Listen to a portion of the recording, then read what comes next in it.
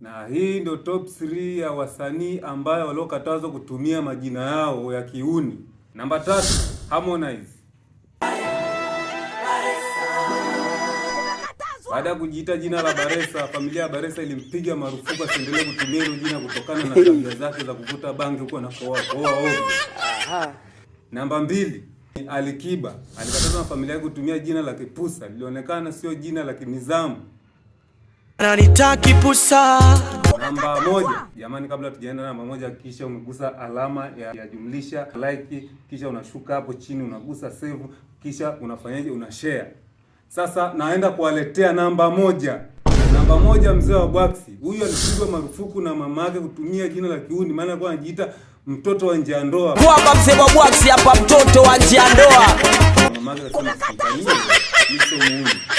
Ya kuzaa nje ya ndoa, mimi sio malaya. Ude bana.